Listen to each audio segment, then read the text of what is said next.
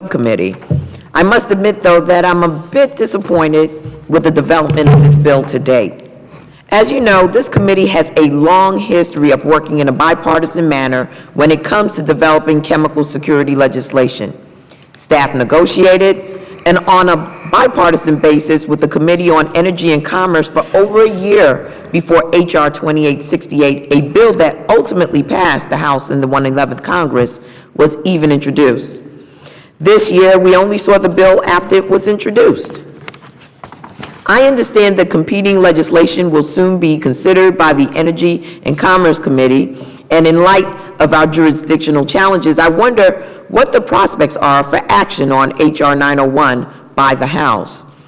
The department paid a high price to get interim authority back in 2007. Other committee chairmen demanded carve-outs, and as a result, DHS was barred from regulating security in at whole categories of facilities, most notably drinking water facilities and wastewater treatment works. Since that time, President Bush and Obama, Secretaries Chertoff and Napolitano, and security experts have all looked to the Congress to authorize a comprehensive program that closes the regulatory loopholes created in 2007. This bill shirks that critical responsibility in a big way. In an effort to repair the bill, we will be offering 3 substantive common sense amendments. We believe that these amendments are consistent with Chairman Lundgren's goals and would enhance the bill significantly. For example, I am offering an amendment that would remove the exemptions for certain classes of facilities, including drinking water and wastewater treatment works. Mr. Chairman, during our hearing in February, you said that you were agnostic regarding whether these exemptions should be closed. I was caught by surprise by that statement, given that H.R. 5695, the bill you introduced in the 109 Congress, was comprehensive. It had no exemptions. Ms. Richardson will offer an amendment to require facilities to conduct a process safety review to help them identify processes and activities that could be improved to reduce consequences and lower risk. Again, I would remind the chairman that back in the 109th Congress, in his first chemical security bill, process assessments were required. In so many ways, that 2006 bill is superior to what we are considering today.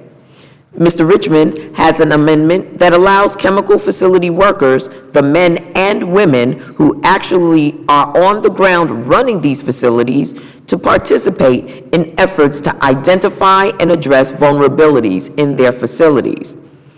Every member of this committee, indeed every member of Congress, talks about the need to listen to those on the ground and not just to take the official line or the bureaucratic answer. I think when we talk about what is actually happening at a chemical plant and how best to secure them, we can learn as much from the guys working on the line as we can from the CEO. As I work with you on this bill, the image of the collection of refineries and chemical facilities just outside my district on the Hudson between Newark Airport and Port Elizabeth is in the front of my mind. It has been referred to by terrorism experts as the most dangerous 2 miles in America because of the major release of toxic chemicals from any of these facilities could injure or kill tens or hundreds of thousands of people and possibly impact millions. So it is important to me, not just as the ranking member of this subcommittee, but also as the representative of New York's 11th District, that we do our best to make these chemical facilities as secure as possible.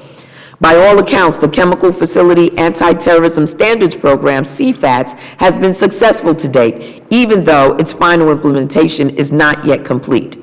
Like you, Mr. Chairman, I have a keen interest in making CFATS permanent, but merely passing a blanket extension that offers scant more than the original appropriations language is not the way to do it. We need to close the security gaps in this program. We need to authorize a comprehensive program. My hope is that this day will mark a turning point for this bill, and we will get back on track, working in a bipartisan way to make the homeland more secure. With that, Mr. Chairman, I yield back. Thank you very much for your remarks, Ranking Member Clarke. Other members of the committee are reminded that opening statements may be submitted for the record. And I now call up H.R. 901, the Chemical Facility Anti-Terrorism Security Authorization Act of 2011, and the clerk shall report the bill.